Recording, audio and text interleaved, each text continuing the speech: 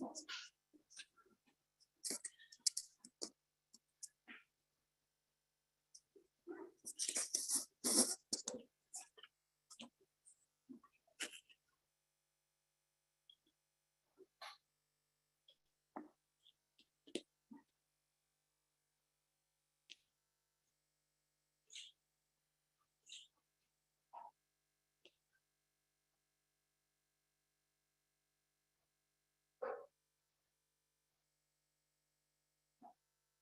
have enough seats here, you can come and sit here.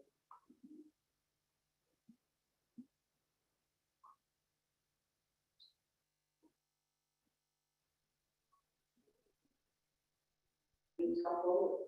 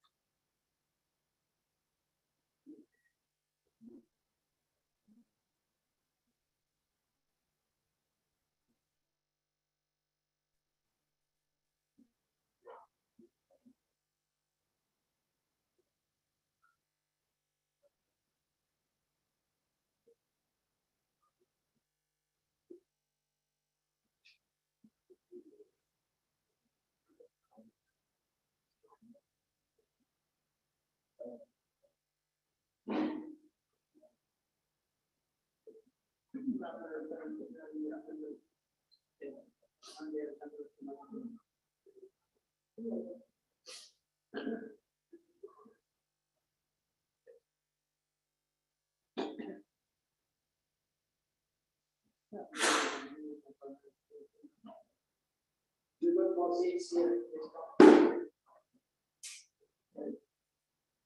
There are seats in front here.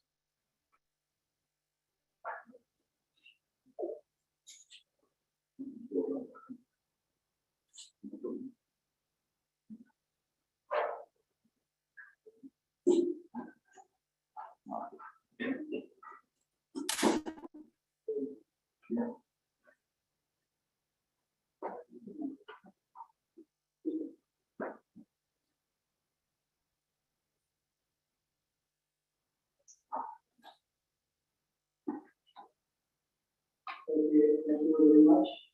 Now it is time to start our ceremony. This is Bhavana 40th anniversary celebration. Along with the success celebration.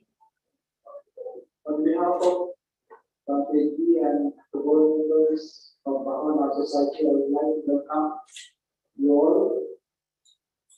And also, in 1.5 months of period of time, we were able to make happen this celebration because, as you know, we were closing this place almost 2 years during the pandemic situation, and we did not have any retreats, we did not have any visitors, we completely closed. Recently, we opened for the public in March, and we started the first hour retreats in March after 2 years. So, during almost 1.5 month period of time, we were glad to have this celebration.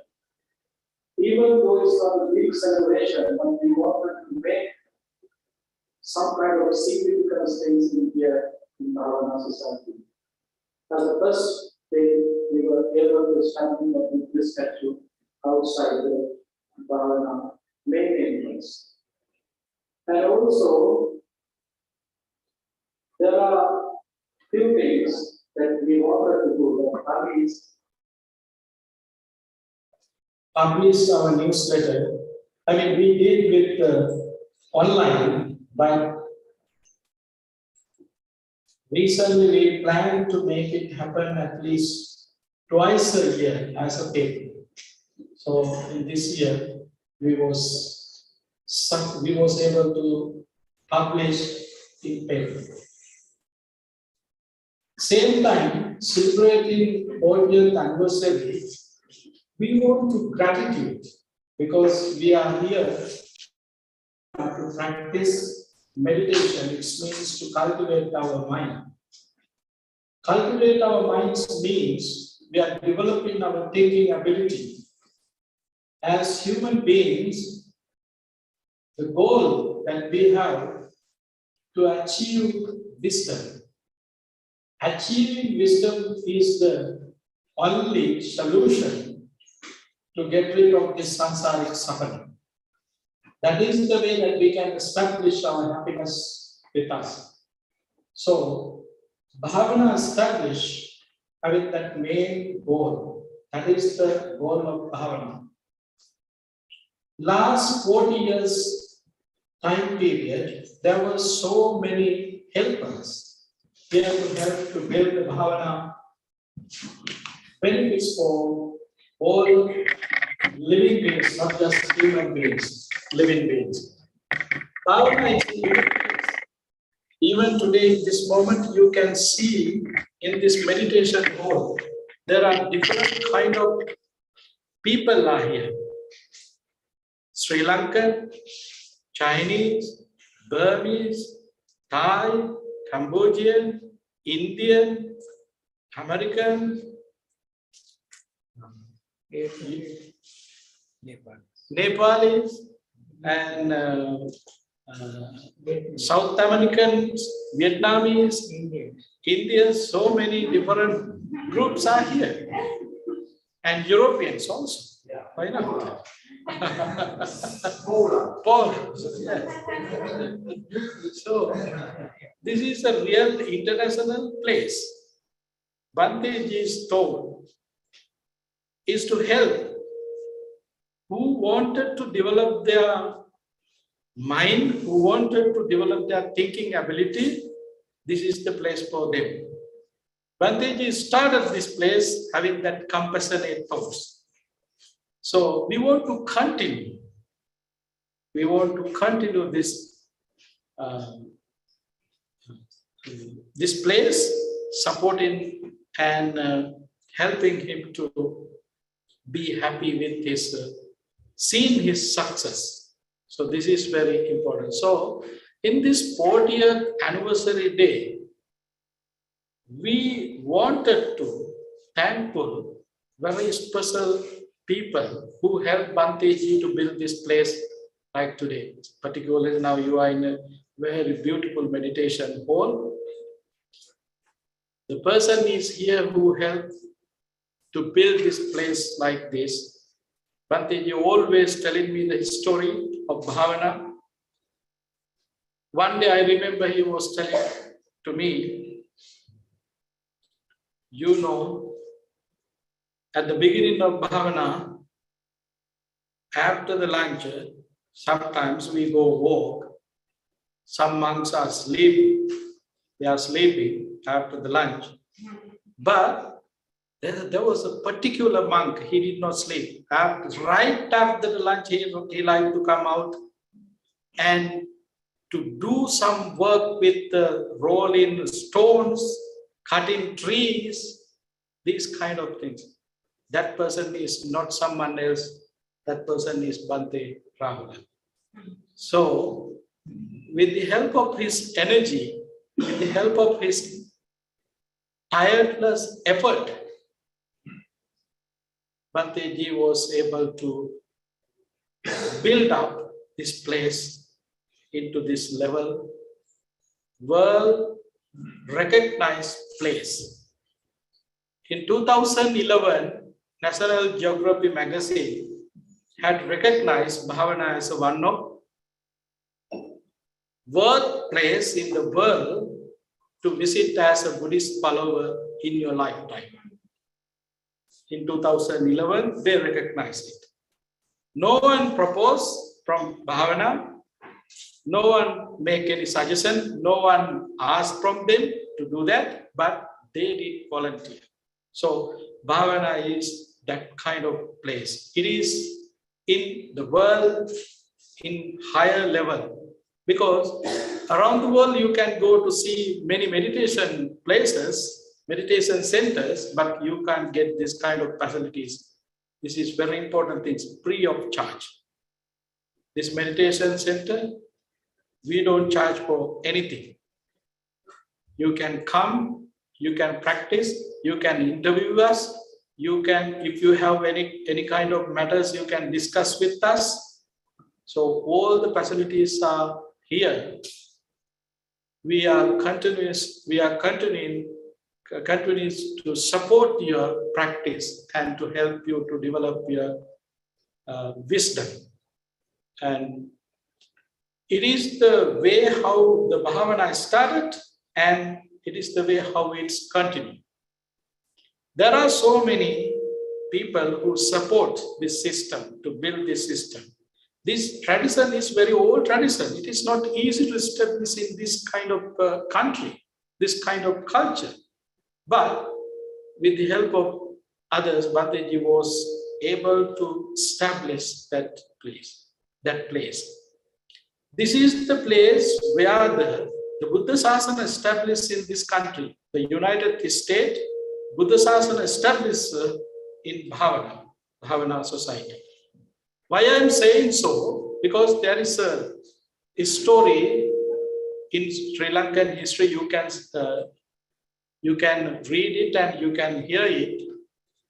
Venerable Mahinda, Arahanta Mahinda, when they visited to Sri Lanka, giving Dhamma talks to the king and all other people, and making a suggestion to make a temple. At the end, the king was asking from Venerable Mahinda, Venerable Sir, what do you think? Is Sasana established in this country? Then Venerable Mahinda, Arahant Mahinda said, no. Why you say so? Because to establish Sasana in this country, someone from this culture, this country, this ethnic group should get ordination and high ordination too. That would be the very important moment to say the Sasana is established in this country. So that happened in this place. There are so many temples around the country, United States. More than 5,000 temples are there now, particularly Theravada tradition temples look like 2,000. But this is the place where the Buddha Sasana established, because this is the place. First, we had the Sima Mahalaka, and American-born person ordained here, and he got his high ordination in this particular place. Therefore, this is the place where the Buddha Sasana established in the United States, not actually United States, in North America. In North America, even all America, American continent. So now you can see how Bhavana is important in this culture, how Bhavana is important to this country. Bhavana is a landmark. Bhavana is a very particular place. You can't get this service in any other place, because we are here to help to develop your mind, to be relax yourself, to be reduce your defilements.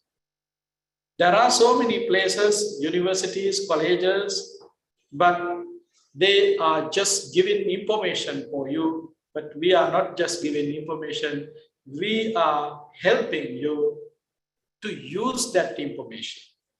This is the difference with universities and the Bhavana.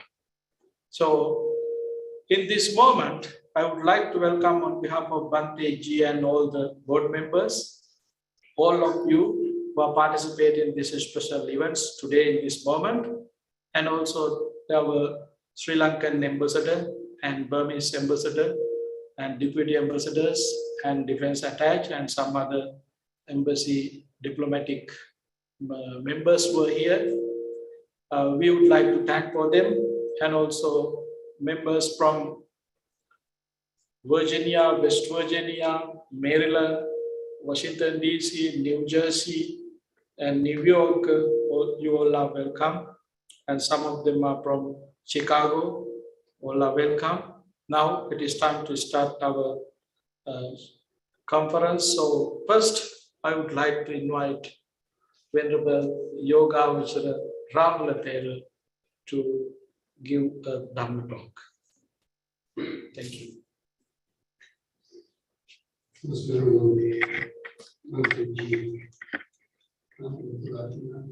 members of the Asana. So I'm honored to have been invited to come to this very auspicious day today, as already has been mentioned, celebration of Vessel, and also for the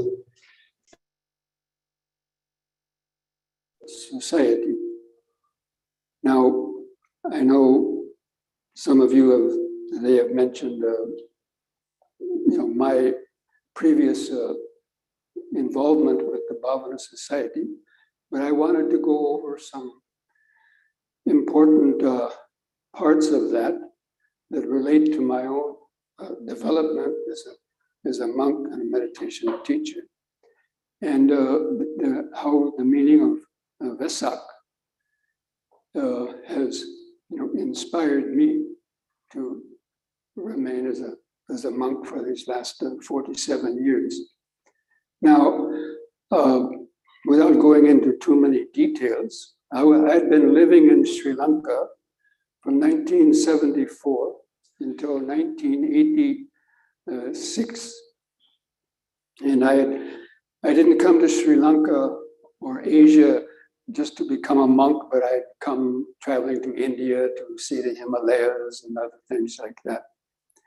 But then I got interested in meditation, and in Nepal, and people suggested I go to Sri Lanka to learn Vipassana meditation, and also possibility of becoming a monk.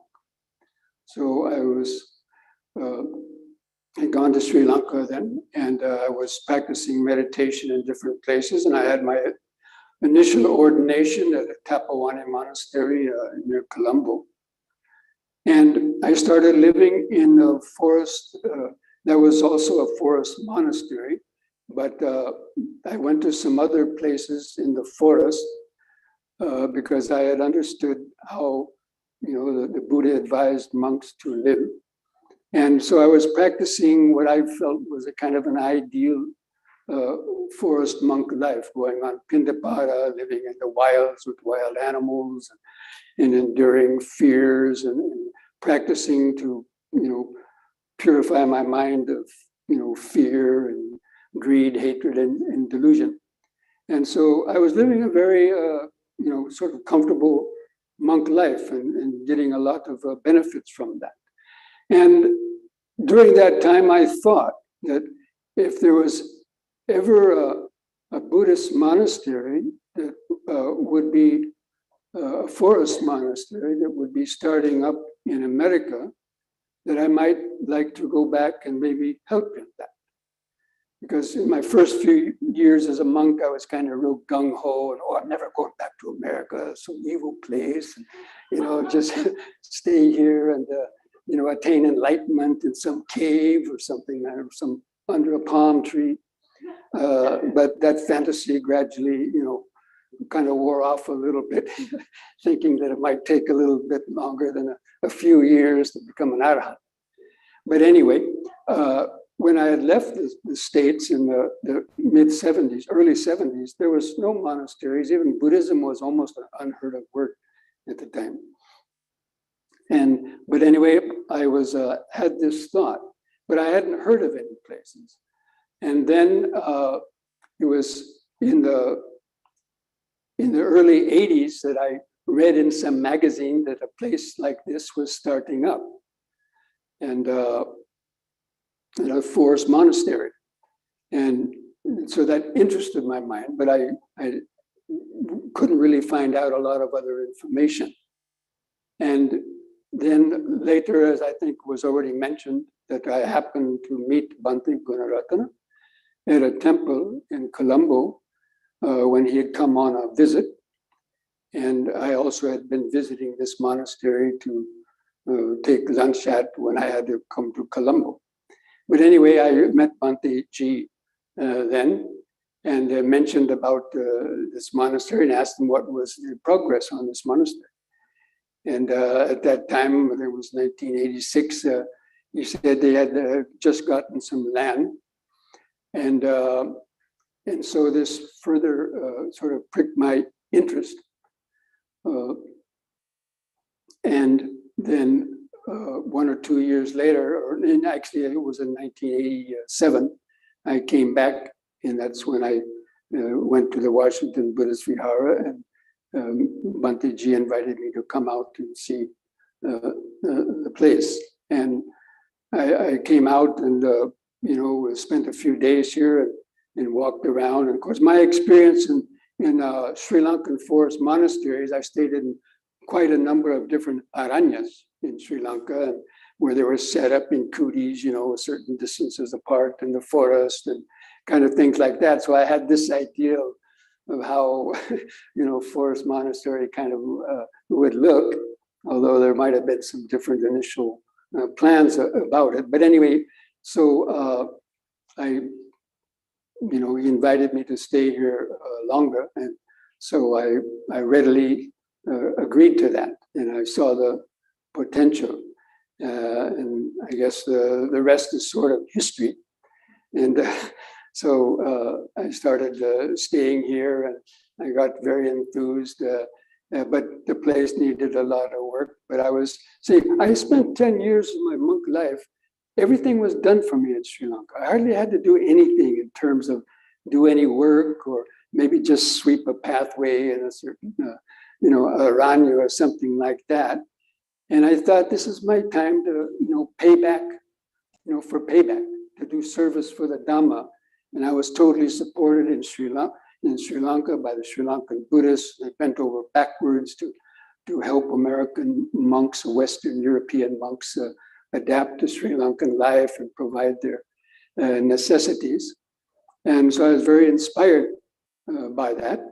And also at that time,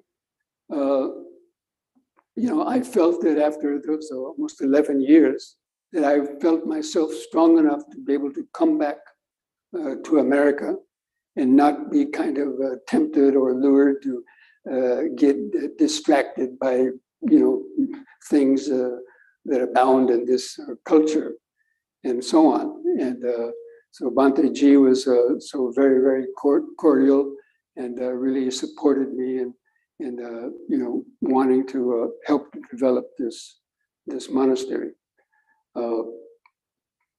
And so I stayed here at that time, and that's why I also was just starting to teach at that time.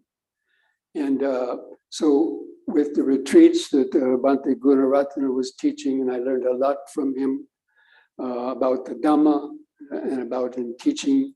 And he afforded me the opportunity to start leading retreats here, even when he might have been still in Washington, some very big first retreats or two.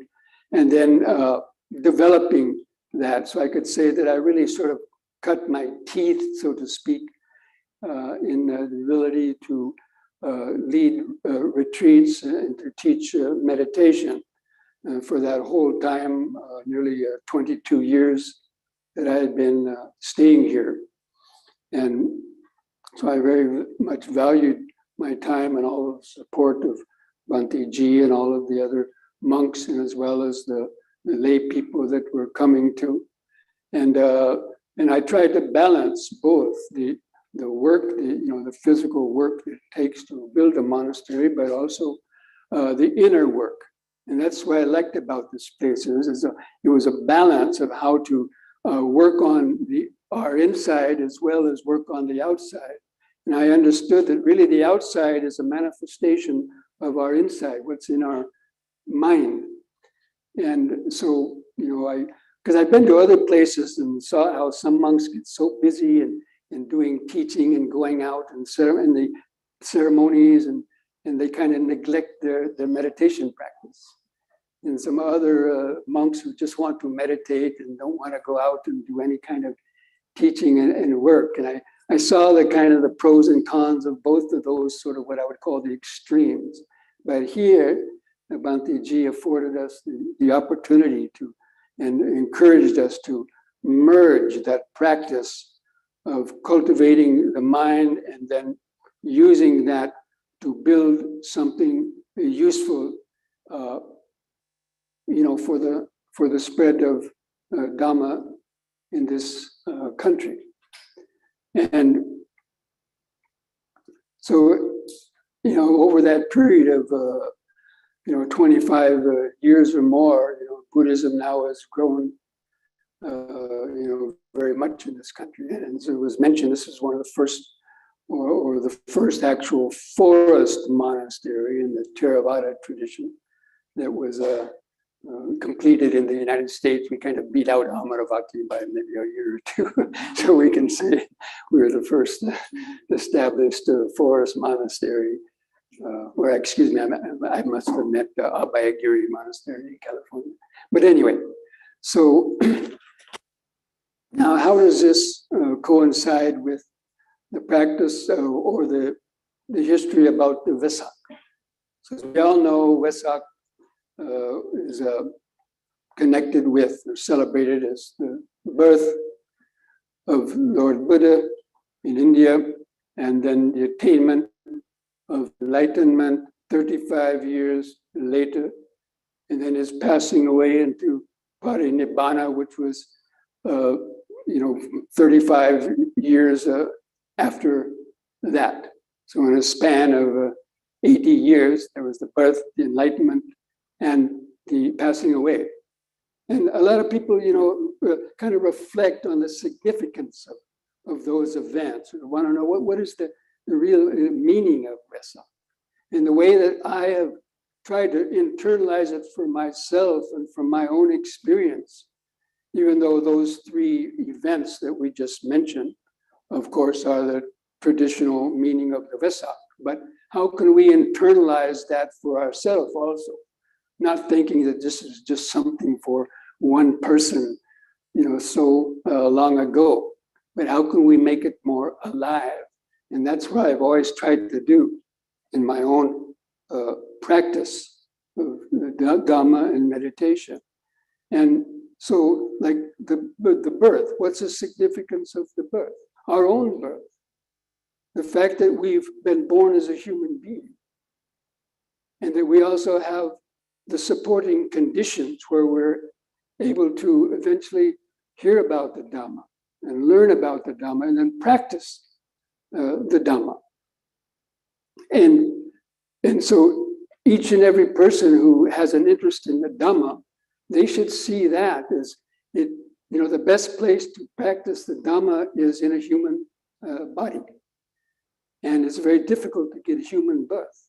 And so when we know we have the conditions, the right conditions to be able to practice the Dhamma, and to, at least to make progress on the path of the Dhamma, that's the significance of, taking birth. And then the enlightenment, the fact that, we can practice, and that there's a path through practice. And so the Buddha attained enlightenment so that it is possible for every person also to attain enlightenment. And that's what also I had kept with me. Because when I first went to Sri Lanka, in 1974, a popular belief was, oh, this is Papa Kale, too much sin in the world now. Nobody can attain even, no one can even attain arahantship, let alone even a sotapanna. A lot of people believe that. And even some monks I talked to, said, no, it's not possible to attain the path and fruits anymore in this world. And I thought that was kind of strange. But anyway, that was a belief. I don't know if Bhante Ji had heard that back in his time or not, but anyway, that's what, at least as Western monks, when we encountered Sri Lankans, were sometimes told. So anyway, the fact that, but I didn't believe that, but that was a current belief. So anyway, I never believed that. And even though we might not attain full enlightenment in this life, we can make progress on the path. So the fact that, as long as there's a path, as long as there are places like this where we can come and learn and practice, every person can make progress on the path. And it doesn't have to be necessarily full enlightenment. It doesn't have to necessarily even be one of the path and fruits, but any progress we make in weakening and undermining greed, hatred, and delusion, that shows that it's possible. And if you can do it a little bit, then you should be able to do it, even all the way. And that's what I've always taken with me in that in my reflections on the Vesak. And then the passing away, that we all have to leave this world. And whatever works we do in the world, we can't take it behind. When I helped to build this meditation hall, I had a lot of attachment to it, but I realized, I can't take one of these pillars with me. I can't even take one little piece of wood with me, and that doesn't matter. But to be able to die with the peace of heart, that's the main thing. To be able to let go of this world without any clinging, and to hopefully realize that ultimate release from the ego-dominated mind. So, that's the significance of our death. So our birth, our life, how we lead our life, making progress on the path, and then being able to not have any fears, worries, regrets on what we've done in our lives when that time of death comes, and we'll be able to let it go. So this is the way that I usually like to encourage people to reflect on the meaning of on these three blessed events, and especially realize that being born as a human being is very rare.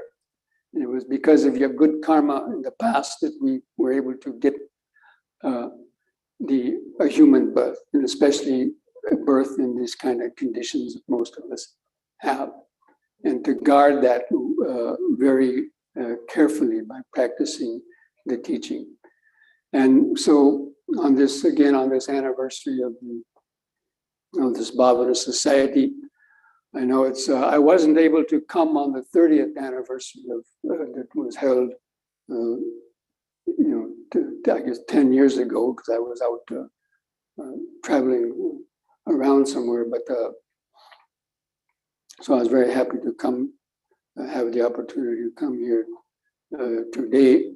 And in these, 30 years or now almost 40 years of teaching, many thousands of people have come through this beautiful center, and I've seen it grow even since I have left about 11, 12 years ago. So many wonderful improvements have happened here, and I can continue to see the numbers of people are increasing more and more and more, and so that really encourages my heart. And I also have the most deepest respect for Bhante Gunaratana, who's continued to develop this place. I know he's already reached a ripe old age, but I know myself and all of you who I wish you many more years of strength and help to continue that, and all the other monastics that are continuing to help Bhante Ji and to develop this center. of course, I'm not living that far away from here, so I'm happy to come here from time to time also and to help a little bit. So with that, I want to just share those thoughts with all of you.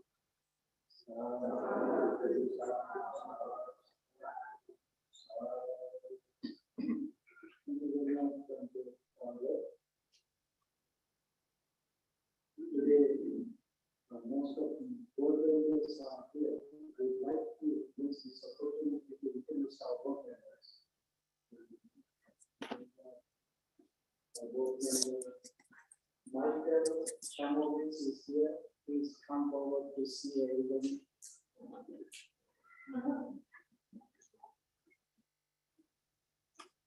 He's our board member, the lawyer. And also Professor Christopher Pettipanti, Dr. Giovanni Dias, Chris Orchestra, Walter Director, please stand up to see and newly appointed board member Nanda Paul and our secretary Prasan Shah is here to come up. Thank you very much for your effort to be success.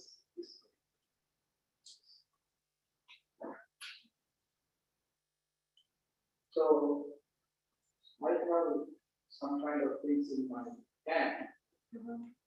It says Bhavana Society celebrates 40th of Dhamma practice and chant. Bhante Rahula. This first reference is the fruit of your hard efforts. We thank you from the bottom of our heart, which means all the board members are giving this For you to keep in your mind and to gratitude, to show our gratitude for you. Bhante Ji explaining me about Bhante Rahula's life, and finally he gave me a stanza from Dhammapada.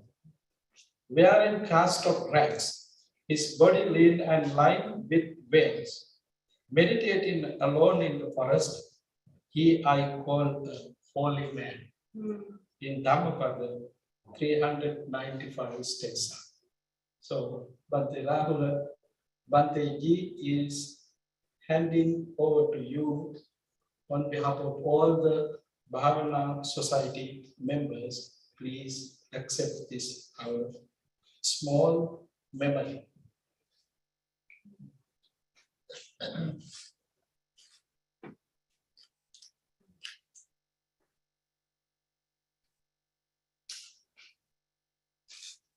Thank you very much.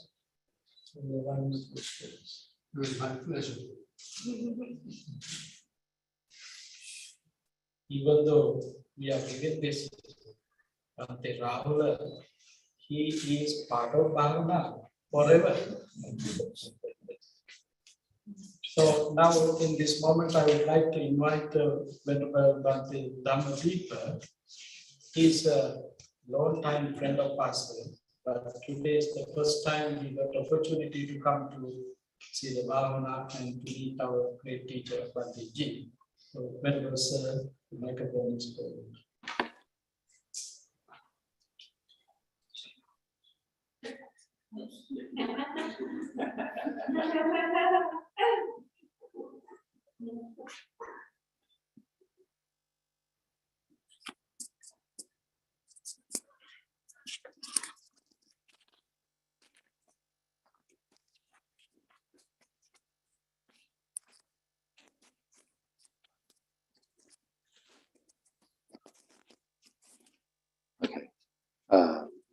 Dear Bhante Gunaratana, and as well as Uparadana and Rahula and Mahasangha and all the devotees and friends.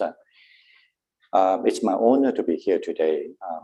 It's my first time to visit here, and also I feel really blessed to be able to meet Bhavana Gunaratana. Actually, I was ordained in Sri Lanka in 1987, but I lived there for almost 10 years, and then I traveled the world around for teaching as well as study. Okay. And then now I settled down in America, and the first stop I lived actually in Boston. I lived there for 2.5 years and do some postdoc research. And then I was invited to be abbot in one of the biggest Chinese temple. I would say I'm still the vice president of the Buddhist Society of the United States. Even though I don't live in New York anymore, now I live in Maryland. I want to say this is basically, I've been living in France before and Europe, in England. That's why I did my PhD. And then now I came to America. And most of my time, actually, I was born as a Chinese, but I was raised in a Muslim country, Malaysia. Very complicated, I know. And then I live in Sri Lanka, where I have a very different culture, but people are really friendly, although I have some issue with them, joking, okay. It's just a culture different issue, not the personality. They all are wonderful people. Being a Chinese, we have a kind of different way of taking care of life and how we understand Buddhism. It was a long struggle for me. But the reason why I went to Sri Lanka, I just want to share a little bit about that, is because I thought I know Buddhism well. Particularly, I was, as a Chinese, I studied mostly the Mahayana Buddhism in Chinese. And then one thing that always baffled me is I wouldn't understand anything about Zen Buddhism. At that time, I don't really understand what's the difference between Zen and so-called Bhavana or meditation. I thought they are the same thing. So I was mistakenly went to Sri Lanka anyway. Not necessarily, I was just thought there was a Zen, it's a good, one of the best places to study Zen Buddhism. But anyway, and then I ended up becoming a Theravada monk, okay. And my friends and the place where I used to work, I was highly activated when I was a young kid, in the Buddhist community, was very disappointed because then I become a Hinayana monk, not the Mahayana monk. Of course, I would not think that we are Hinayana, you know what I'm saying, but that's what, unfortunately, still have this kind of idea. Actually, before I be a monk also, I was a Christian as well. So I have a very complicated background.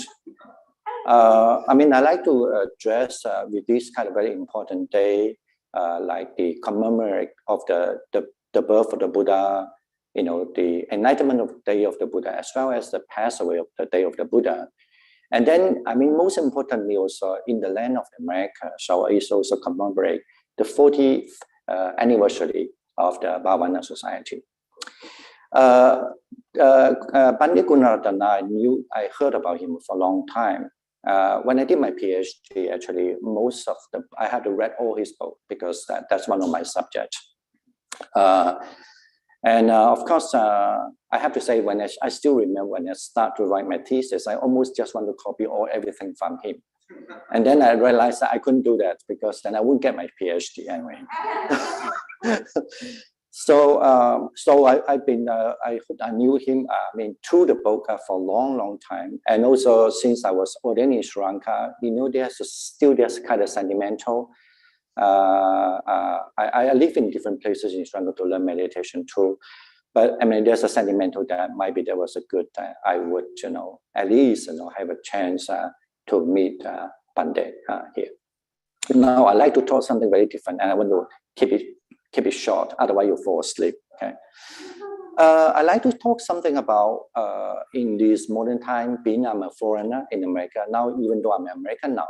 So, I wasn't really educated here, I wasn't really, brought up here, and so forth, But why I end up in America, and something I like to share with you, particularly for the young people, I always have one of the, maybe not totally today, please remember, this is not a meditation class, so I have to speak in a different tune, okay? I want to speak something addressing money, okay? It might be, I hope it's not become a taboo here, but it's okay. If you don't forgive me, you can chase me away after this talk, okay? And I like to say about money is because we have to remember when the Buddha, as he was a prince, he decided to become a monk. and had to renounce life. Either when you read Asvaghosha, the Buddha Charita, or even if you want to read the Pali sources, that's very clear. The Buddha make a very clear distinction. They are two different things. So, and according to the life of the Buddha, so we know that the Buddha was invited, was pursued by his father's minister as well as a religious leader to convince him back to the palace. And the Buddha have a wonderful way of answering. The same as even Bimbisara king, when he saw the prince as a Siddhartha at the time, wanted to renounce his life, wanted to go for practice. And he was asking, he said, when you have this both hands, you could rule the country. And when you have, if you are worried about that, you being a king now, that might be upset with your father, So I could give you half of the country, let's rule together. But if you don't want to rule the country together, then shall we just go to hunt, basically mean to invade other country together, and then you will earn your honor, and you then can become a king. That would definitely be declined by the Buddha. Now, I want to say this is very clear. The life of the monkhood to the Buddha's idea and the life of the lay people, it could be completely quite different in many ways. Now, since I'm talking about money, so in other words, even though monks are not going to use a lot of money, but we still use money, okay, in different way. And the lay people definitely have to be also, have to earn the money and also have to really support the monastery. Now, I hope that this is one of the things I really like to address, particularly for the young people, especially. In America is a very capital country, and we are Chinese as well. I mean, even when I live in Malaysia, people usually, my Malaysian friend always tell us that Chinese are very, very about money. Okay, and I agree. Okay, that's why I like to share a little bit what I understand, something about being the young people here, and that I hope that definitely we have to learn. This is a very important that remind us that we don't want to be too greedy. It doesn't mean that you cannot be greedy. Okay, just not too greedy.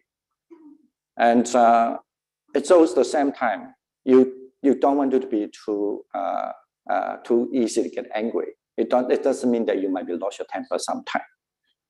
So and at the same time, so we still are striking our life for the enlightenment. But as you are a lay person, that is not your priority. But if you could do that, that's even a bonus. In other words, another thing what I like to share is being a lay. I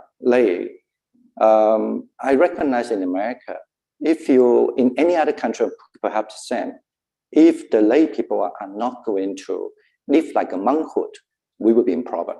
Okay, because you are not monk, you are not a nuns. Okay, you are a lay person, a layman, and lay woman. So very unfortunate in some way, I would say very fortunate, because that's how you build up your punya, your merit, that you have to work harder in some way than us. We work harder with our mind. We have to train our mind. We have our sila. We are training our mind, in hoping to really finally, just today, Rahul was very humble saying that, maybe there was a possibility of the higher attainment, at least a sotapanna to arahantship. But then as a lay person, I would say that you definitely need to, you will deserve to earn a very good life to yourself. And then the life, living in this earth, and as a Buddhist, not necessarily a Buddhist, but being in this earth, you also have the responsibility to support religious activities, religion. I mean, this is even actually taught by the Buddha.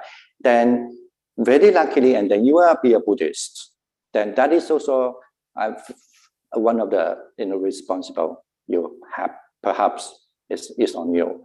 Now, last thing I would like to say, maybe you think, oh, that's too much stressful, wow, I never thought that when I be a layperson, then I still have to, earn money and so forth, and have a good life.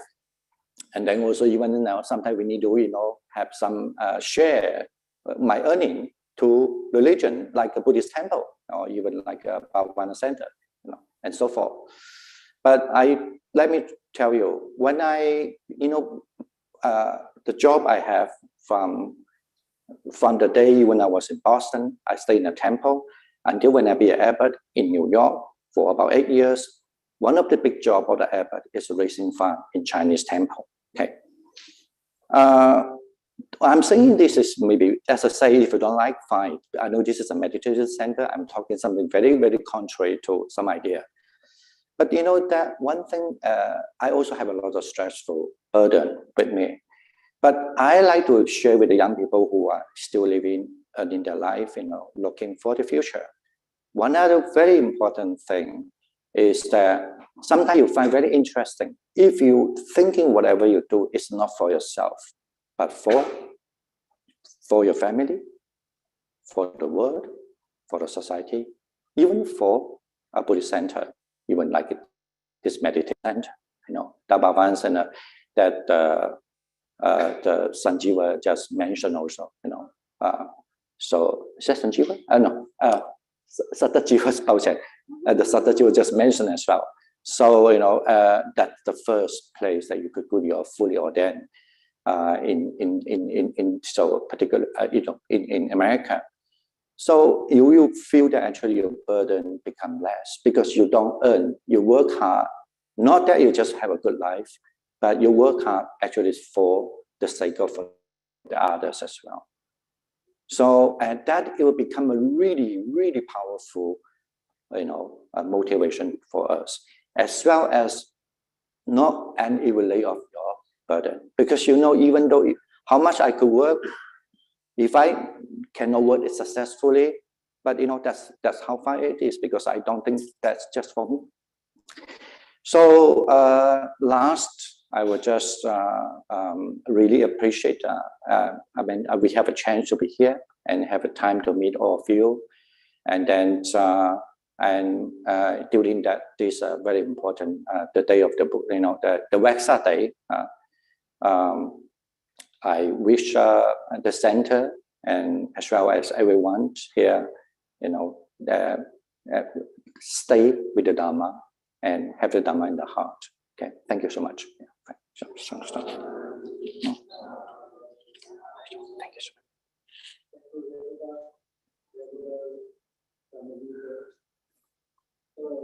Now we have another guest speaker. He's not present in here, but Zoom we're going to Bhavana, without mentioning his name. He is Matthew Pilchin. So I would like to invite Matthew to use this opportunity to share your thoughts with us in this wonderful occasion. Very much.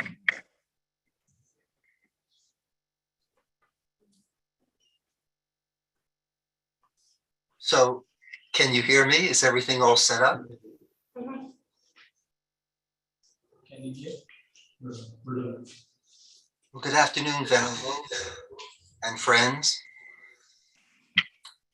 There was once this enormous elephant that wanted to cross a rope bridge to get to the food on the other side.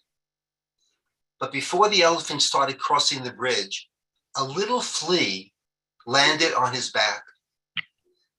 What happened is that the elephant put one of his enormous feet on the rope bridge, and the rope bridge began to sag. He put his second leg on the rope bridge, and the pilings began to shake. He put his third foot on the rope bridge, and the ropes began to fray. He put his fourth foot on the rope bridge, and the rope bridge began to sag.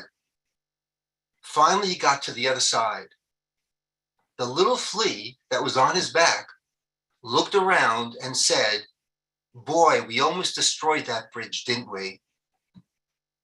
Now that flea had no impact on that bridge whatsoever, but he thought that he had.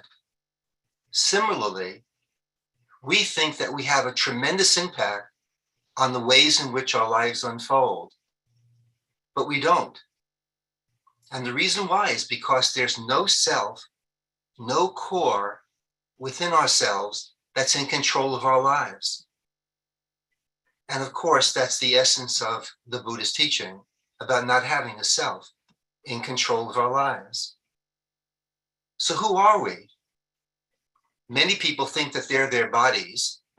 So when the body gets old, they believe that they're getting old. Some people believe that they're their feelings, and they're always chasing pleasant feelings and pleasant experiences. Or they're resisting and pushing away unpleasant feelings, unpleasant experiences.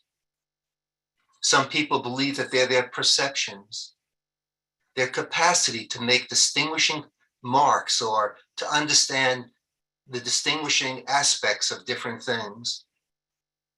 Many people believe that they're their thoughts, always listening to the inner dialogue, always having that inner conversation and trusting whatever the mind says must be truth. Other people believe that they're their awareness, that they're their consciousness. But in actuality, we're not any of those things. And as long as we believe that we are those things, that we believe that we're the body, feelings, perceptions, thoughts, emotions, mental formations of all kinds, or consciousness, we're going to suffer. And the reason that we'll suffer is because all those things are impermanent, because there's no core within ourselves that's substantial and independent, that's in control of our lives. So how do we find out who we really are? Well, the Buddha didn't need a teacher. He sat and he discovered the truth for himself. But we're not the Buddha, so we need teachers. And that, my friends, is the reason that the Bhavana Society was formed 40 years ago. It was formed to provide the forum for teachers to be able to teach the Dharma, for those interested in finding out exactly who it is that they are. I met Bhante about 46 years ago in the Washington Buddhist Vihara, and he really impacted my life. There was a total transformation, and I felt this great gratitude, and I wanted to do whatever I could for Bhante. He, in a sense, had given me my life. And I kept on asking him, Bhante, what can I do for you? What can I do for you?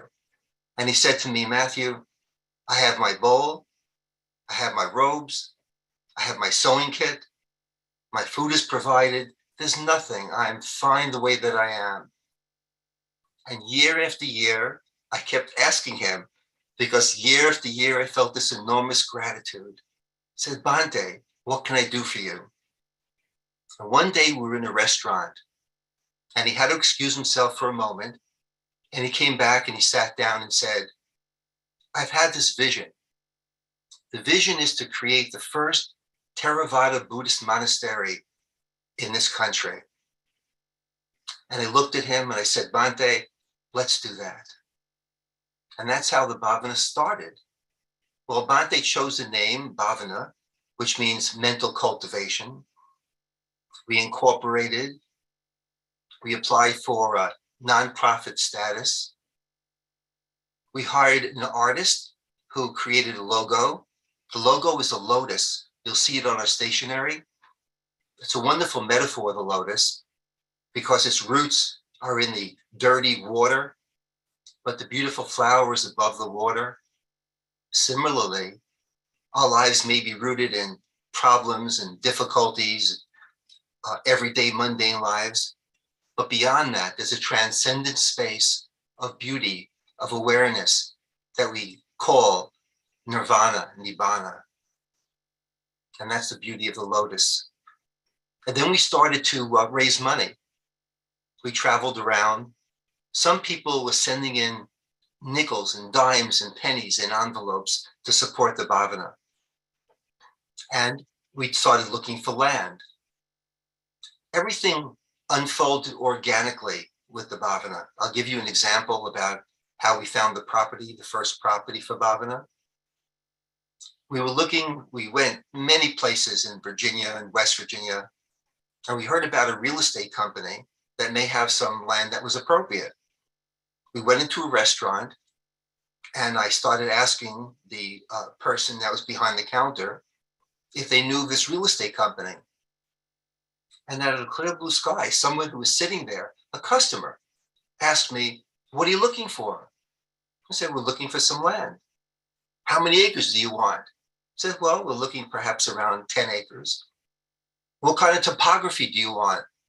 "Well, we want it to be flat and buildable so we can have many buildings on it." "What about the road?"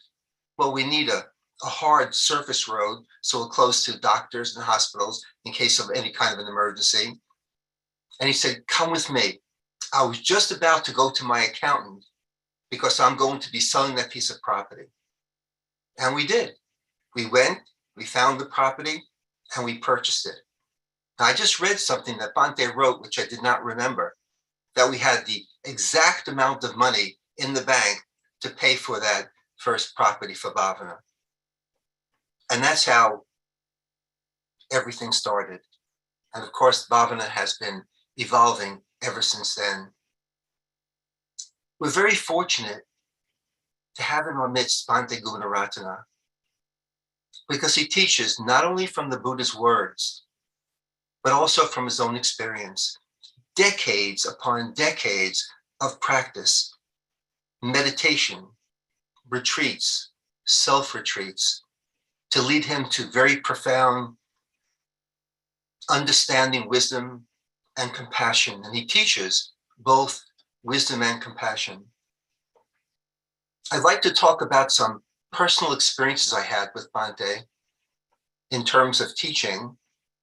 That'll give you a sense of the subtleties with which he teaches. The very first time that I met Bhante was in the Washington Buddhist Vihara. And I came to him and I asked him, I said, "Bhante, can you tell me what enlightenment is? Can you tell me what awareness is?" And he said, "Matthew," he said, "I cannot. The only thing that I can do is tell you how to turn your vision and look within yourself to find that truth." That was the first time I encountered a teacher that didn't want to just tell me what the truth was, but told me that he was going to teach me how to look within myself to find that truth. Another aspect of his teaching, I used to come to him with moral dilemmas, not sure what to do. Should I choose this way or choose that way? And Bhante never said no to me. What he said was, never let your mind solidify on that. A wonderful teaching not to rely upon the conditioned mind for the answers to your life. How to go deeper and hear intuitively. Sometimes I would struggle so hard to try to find the truth, to understand things, to gain insight. And Bhante came by and said to me, "Matthew, let the mind transcend itself." He was teaching me to let go, effortlessness, just to allow the truth to emerge. The truth is right here. All that happens is when the defilements are gone, the truth is so clear to see. Other times when we traveled many times in the car with Bhante, when he would say something to me and I would lean forward because of my interest, he'd stop talking. If he would say something that was very challenging and I would lean back, he would stop talking. I couldn't get him to talk. He was teaching me to be equanimous, how to be present without grasping or pushing things away. There's something else. I'm not sure if Bhante remembers this, but I was helping him on a retreat that we went to. And what happened is, after sitting for hours and hours, and Bhante, as you know, can sit for many hours without moving a muscle. At this time, this is going back many years ago, I wasn't very settled in my sitting. And after a few sittings, I left. I came back and Bhante said, "Why did you run away?" What Bhante was teaching me is to be present with the difficulties of my life, emotional difficulties and physical difficulties, just to be present. I'd like to tell you one other teaching that he gave me, again, to show the subtleness of his teaching and the benefit that you have of having Bhante Gunaratana at this center. I came to Bhante one time and I said to him, Bhante, the goal to have enlightenment, the goal of enlightenment is an impediment to enlightenment. And he said, Matthew, don't say that. He said, without having the goal of enlightenment, you wouldn't be sitting as much as you have, going on the retreats that you have, reading the way that you have, listening to Dhamma talks the way that you have. And then I said, Bhante, the aspiration, the goal to achieve enlightenment is an impediment to enlightenment. He said, Matthew, don't say that. He said, you're working with teachers now. You go to discourage them and discourage all the students who want to grow spiritually and understand things through the practice. I said, Bhante, the aspiration, the intention, the desire to achieve enlightenment is an impediment. And he said, yes, Matthew, the desire to achieve something, enlightenment, is an impediment. He was teaching me that there are layers to understanding. There's a mundane understanding, there's a transcendent understanding, and all these things are really important, not to discount any of them, to be present with it all. So if there's no self, if we're not the body and we're not the mind, who are we then? Well, the answer cannot be gotten through the cognitive function of the mind. It cannot be guided through our thought process, because the mind only works in terms of dualities. The mind thinks in terms of right versus wrong, good versus bad, happy versus sad. And the truth transcends all dualities. It transcends all judgments. One time at the Washington Buddhist Vihara many years ago, I'm going back maybe 40 years, there was a speaker. He was a Korean monk. I think his name was San Su Nim. And I raised my hand and I asked him, I said, Venerable Sir, can you tell me something about enlightenment? And he said, you'll understand when you can swallow the river Ganges. Now that certainly wasn't an answer that I was expecting. But years later, I began to understand. When we stop creating self-imposed boundaries, then the truth becomes quite clear to us. When there's no boundaries, when we can swallow the river Ganges. So at Bhavana, true Dharma is taught. And I would encourage all of you to seek out Bhante, to speak with him, to partake of his wisdom and his beautiful loving kindness. And I'd like to leave you with one thought that has been the guiding principle of my life. The Buddha once said, Ehi Pasaka, come and see for yourself. And I invite you all to come and see for yourself. And may you all be well, happy, and peaceful. Thank you.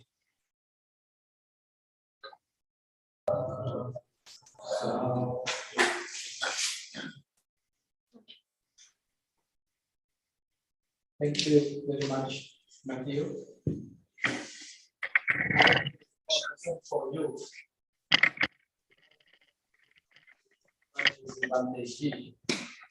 It says, Bhavana Society celebrates 4 years of Dhamma practice and not teaching. This first refuge is the fruit of your vision, persistence, and selfless action. We thank you from the bottom of our hearts, the Bhavana Society. This is for you. In future, we may be able to hand it to you. Thank you very much. Matt Flixin is one of lay students of the Bhante, greatest students of the Bhante. He runs meditation retreats and classes around the country, actually around the world. It's a famous meditation teacher.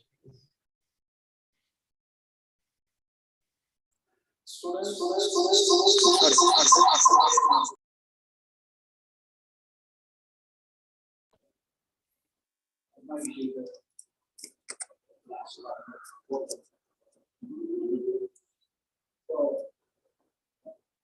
it is very wonderful moment that you all are here to celebrate what your families do. I would like to give opportunity to look back what we've done last 40 years. As I mentioned before, this is the Theravada sect.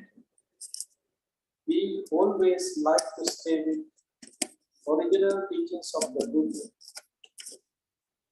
As you know, it is not easy thing. It is kind of very tough things. But with the guidance of Bhanteji and with the Bhanteji's connected with Bhanteji's vision, yes, we should stay with that original teachings of the Buddha. That is our obligation. That is our main purpose in Bhavana, to help our community to develop their insight with following the guidance of the Buddha's original teachings. So having that purpose, last 40 years of the time period, Bhanteji had done so many things, including this center. His main book is The Mindfulness of Plain English. Already 32 languages, it's translated to 32 languages. It is still a bestseller book in Wisdom publication in the United States. More than 3 million copies had published in the country now, in this country.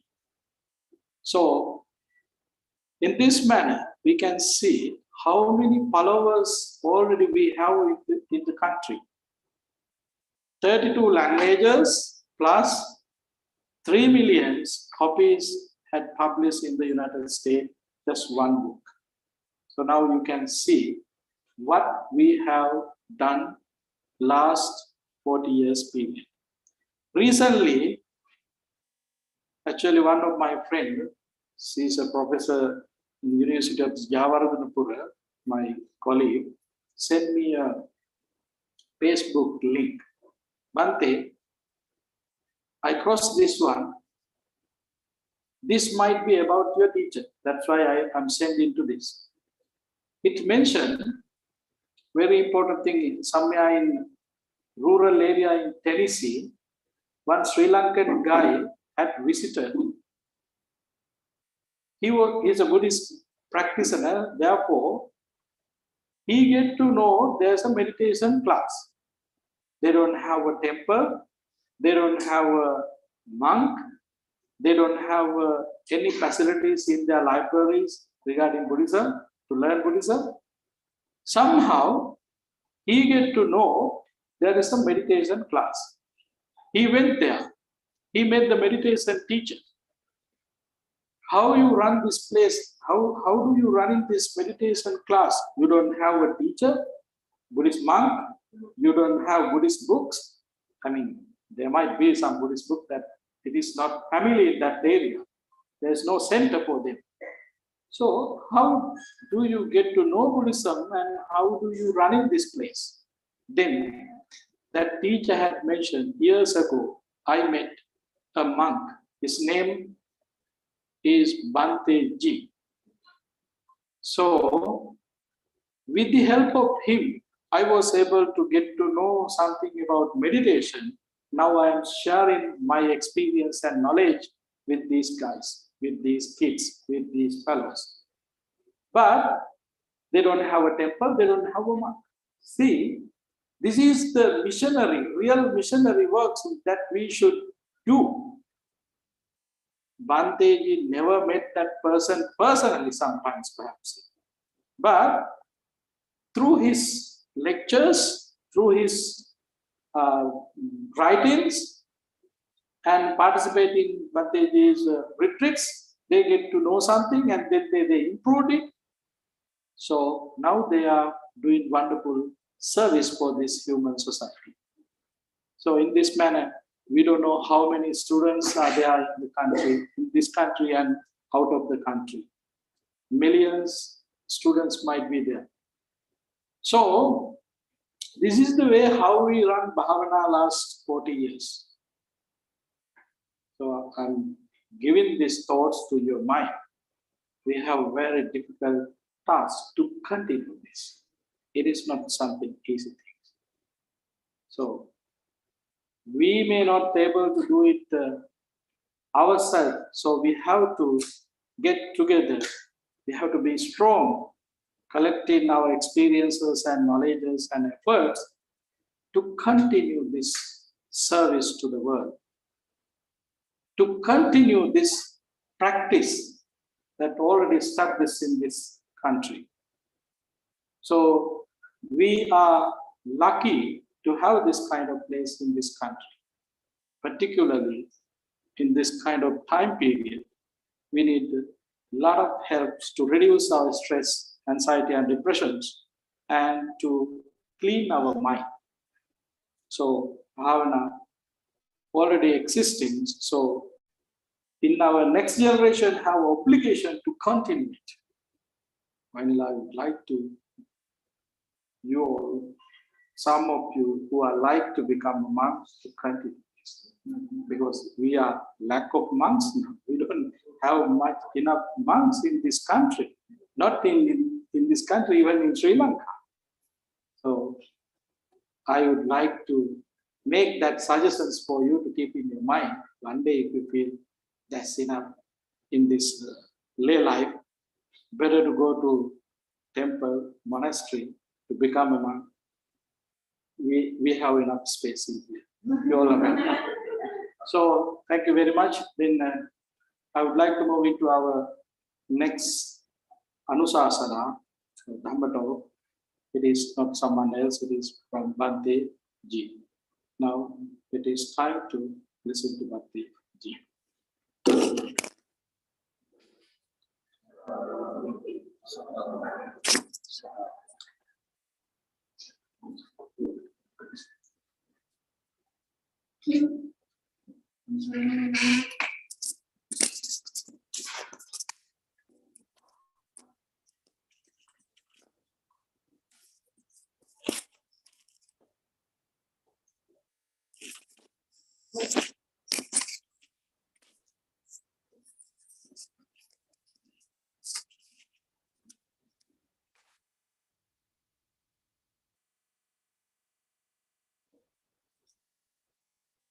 Venerable monks, dear friends, I think since this morning we have been listening to so many Dhamma talks.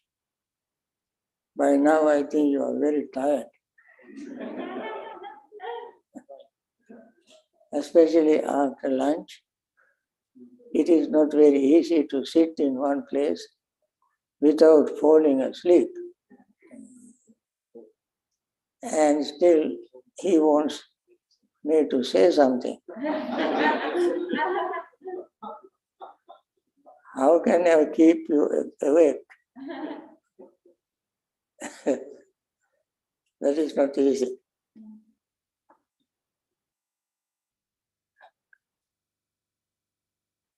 During the last 40 years,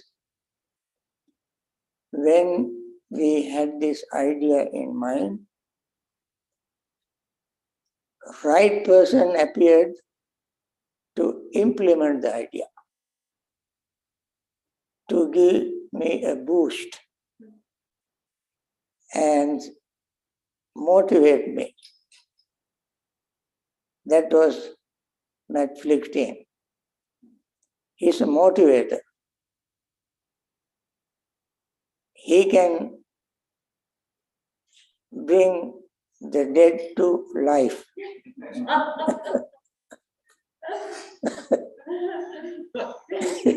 He is such a charismatic person.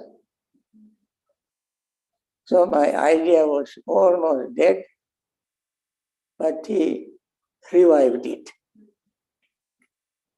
So I say he came at right time. On the way, Again, we were in a low ebb. Got money, got place, and so forth. And some people even told me, Bhante, why did you buy a place in West Virginia out of all these places in the United States?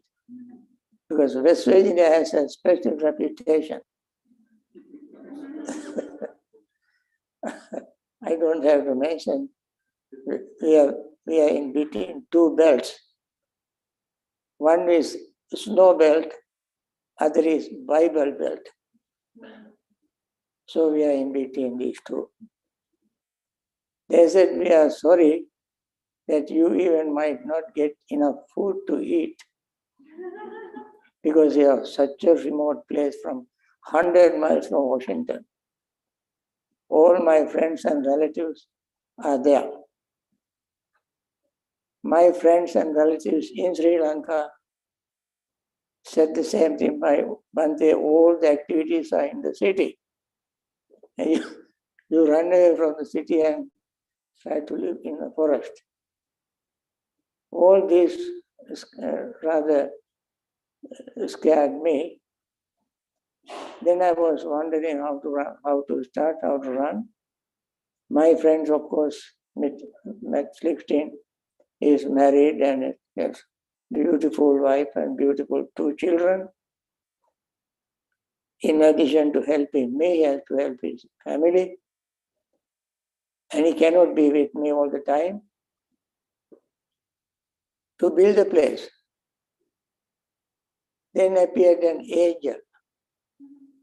This is his angel.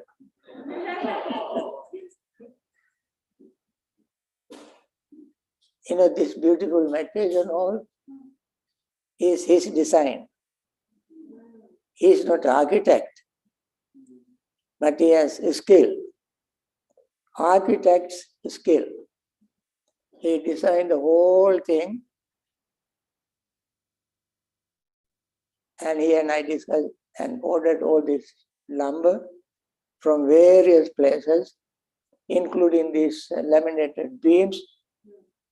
One beam from top to bottom, one beam. We ordered, and we found one local builder, and he is the helper. He designed, ordered lumber, found a builder, and he worked as hard as the builder or even harder. When the builder built and went home, he continued to build. He was running up and down looking. He's a wiry man, but steel body. He's always working.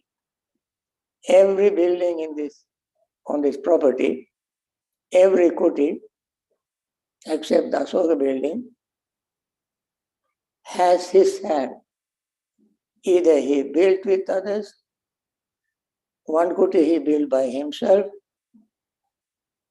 he planned the kutis, selected the spots to build a kuti. You know that little pond over there? There was no pond. It was just a land. He dug it,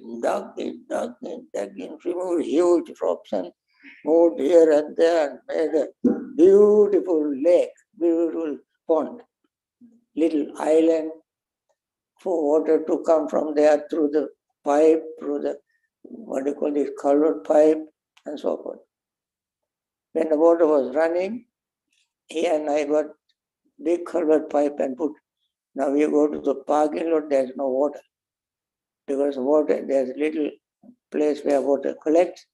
He put a huge culvert pipe. Like that, almost every inch of this property, he knows. So, right man came at right time to start right man came. To continue it, right man came.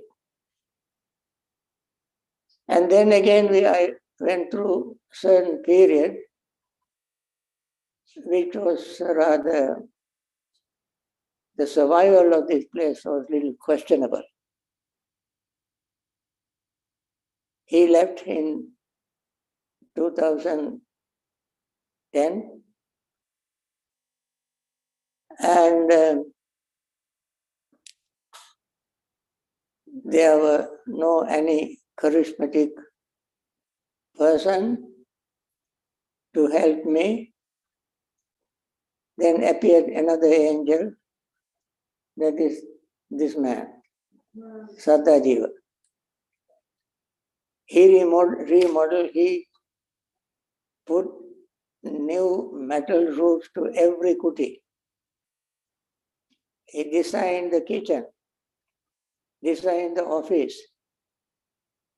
paved the road, built walls, and installed that new Buddha statue.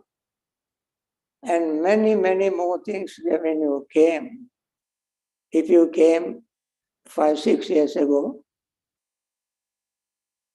and when you come now, you can see the difference. So we always find, this is the nature of Dhamma. When we have pure, clean intention, without any ulterior motive, just to spread the Dhamma, that Dhamma protects us. That Dhamma leads us. You know, as you see in our newsletter, we didn't have any money at the beginning. When we started this building, we didn't have enough money. We, after 5 years, we collected only $50,000 that people donated, $5, $10, and so forth. This cost more than that. When we were thinking of finding money, because we are not soliciting donations. Donation is something that comes from their heart. Donation is not on the top of their priority list. In your budget, the donation is at the bottom of your priority list. It is not the first dollar, maybe the last dollar. And therefore, this forest, there's nothing, no shopping mall, no cinema hall, no nothing. If anybody comes here, they come to see animals. Deer, occasionally a bear. Therefore, before we started this place, not too many people came to this area. And therefore, raising funds is not difficult, not easy, without soliciting. And our policy is not to solicit donations. But one day, although we had $50,000, one day a Thai family gave us a dana and gave me an envelope. There were $74,500 in one check. Then I told him, now it is time for us to start build this meditation hall. From that time, this was a muddy, marshy place, full of water and so forth.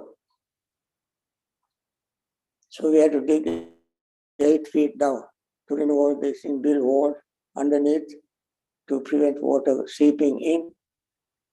And so a lot of work we did under this floor to build this up. and we had to spend a lot of money. Without soliciting any money, until we finished this building, people came and donated. They saw the work and donated.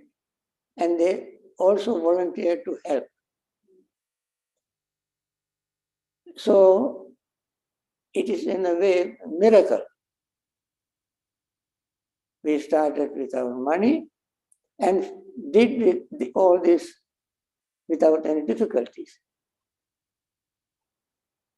I think you remember these beams were brought and left in the parking lot. Parking lot was also a muddy place. Later on we made it look nice and made it good, better. So we left these beams there and we wanted to bring them here. We had the drill, cut holes and put boards and all these things, and cannot bring this by hand because one of these beams is 800 pounds. We cannot bring them.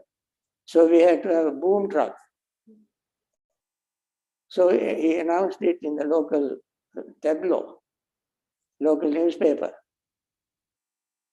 A man in a church in Winchester, a priest, announced to his community that there is a job that they require boom truck. If anybody has a boom truck, go and help them, and that's a good job. So a man came with, I think, 4 or 5 other people, now I don't remember the number, and tried to lift one beam.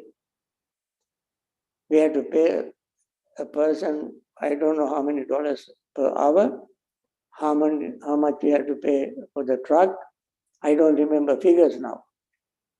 When they tried to lift it, the truck got stuck in the mud. They could not bring it.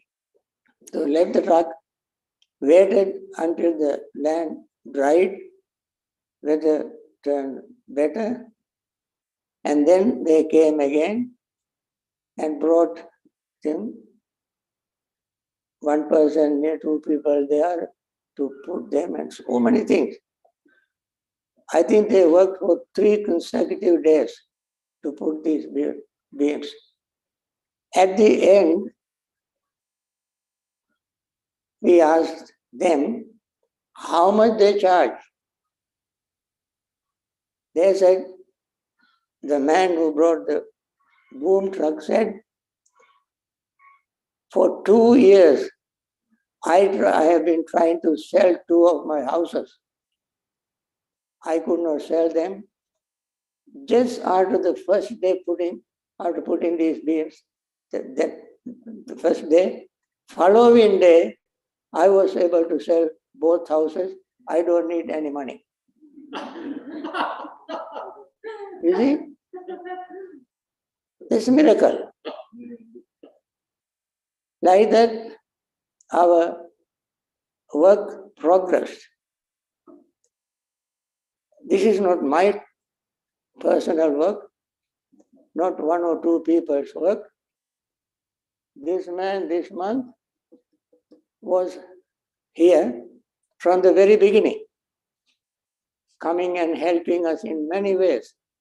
When he brought volunteers, he brought food, whatever he could do, he did.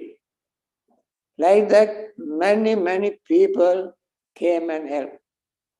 Many people donated, cash and in kind. So, in figures, so many people gave donation anonymously. On the board outside, you can see the names of certain people. Some other people donated cash and asked me not to mention their names anywhere. They just want to be anonymous. So that's a miracle. This is not a Buddhist country. Primarily, this is a Christian country. But people came to help us. All were not Buddhists. All were not Buddhists. Christians, Jews, some Muslims, Hindus came and helped. Why? This is a very wonderful thing that we can contribute to the peace and happiness of people. And they like that. They like to be peaceful and happy. If somebody is doing something for peace and happiness, definitely other people, like-minded people, come and help, volunteer, and do a lot of things. And it works. I say many times, if you do something good, no matter how little it is, how small it is, don't give up. Continue that good thing. It may be very little thing. You will be happy every time you do that good thing. At least good thought. Not very big physical thing. Good thought. If you have good thought, repeat it. Buddha said, Punyante puriso kaira, kaira tenam punapunang, thammi chandang kairata, sukho punya sujayo. When you do any meritorious deed, how small it is, repeat it again and again. If you cannot do it, think about it. Think about it if you cannot do it. So you will always be benefited by good thought, good deed, good action, good word. And therefore, I don't want to bore you out anymore. Just keep this in mind as our Buddha's birthday message for us to put into practice and continue practicing Dhamma, meditation, noble work, no matter how little it is, you definitely will be benefited and you definitely will live in peace, die in peace. You all know that we will die. We want to die in peace. Until then, we want to live in peace. What else we need? Live in peace, die in peace, live happiness with happiness, die with happiness, work together in friendliness, be happy, and attain liberation from samsaric suffering. Thank you very much for coming. Actually, even today, this celebration, two celebrations combined together, Buddha's birthday celebration and 40th anniversary celebration, would have never been successful without you. See how much you contributed. Your participation, coming, voluntary work, helping, cooking, cleaning. I even did not know what you did, but I saw the results. I see the result.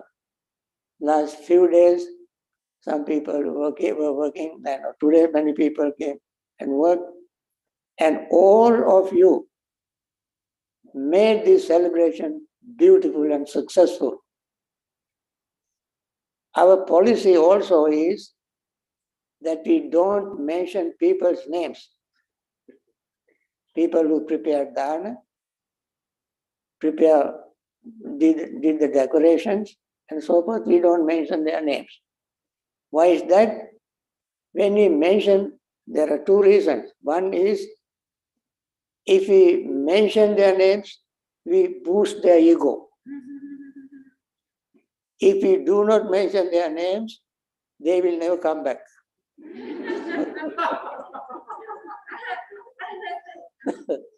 For these two reasons, he don't mention names.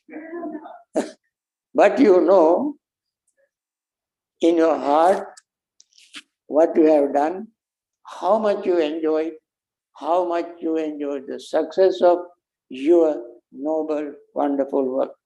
You are the testimony, you are the witness, you are the one who enjoy it. And thank you very much for making this successful for everybody to enjoy. Thank you.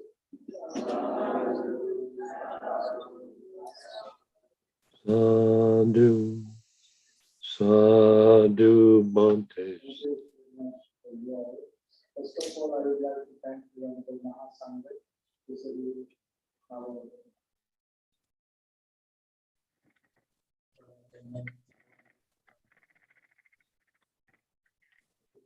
Asante and Venerable Dhamma.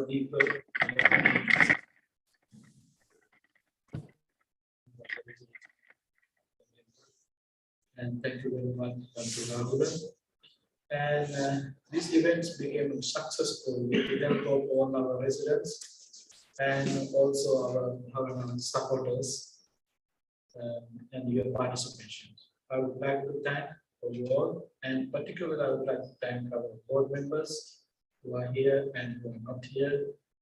All of you are participating, wonderful achievements to celebrate here. So thank you for all your efforts, your kindness, and your donations and all these supports. Buddhism means practicing Noble Eightfold Path. There are 3 activities that we should apply: practicing generosity, observing precepts, and meditation.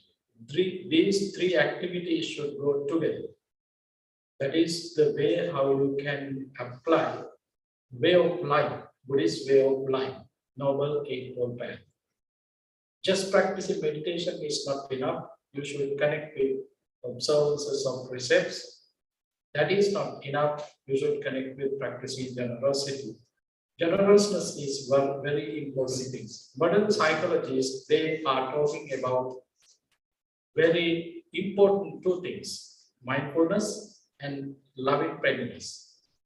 Mindfulness and loving kindness is one of main subject in this modern world.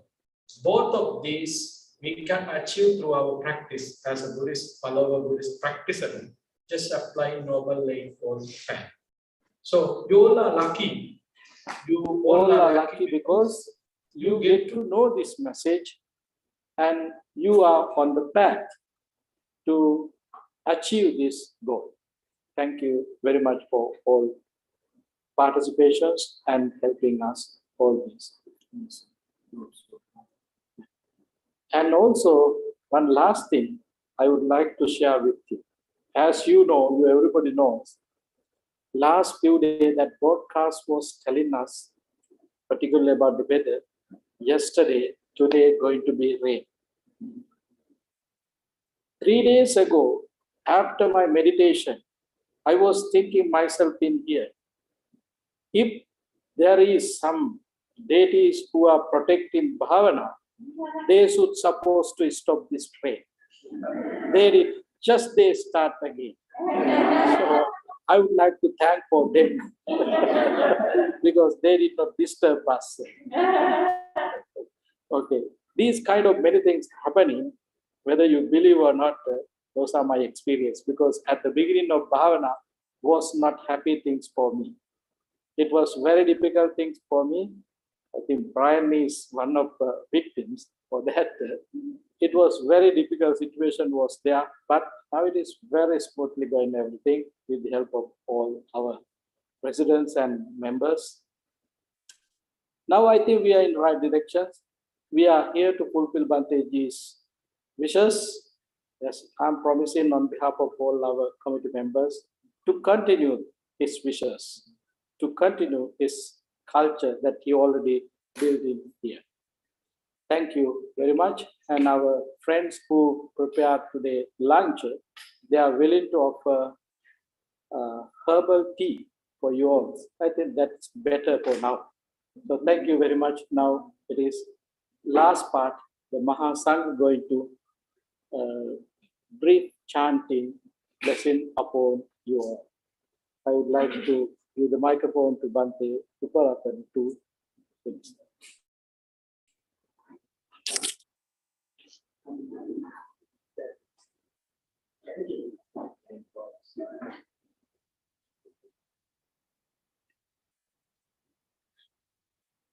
Namo tassa bhagavato arahato samma sambuddhassa. Namo tassa bhagavato arahato samma sambuddhassa.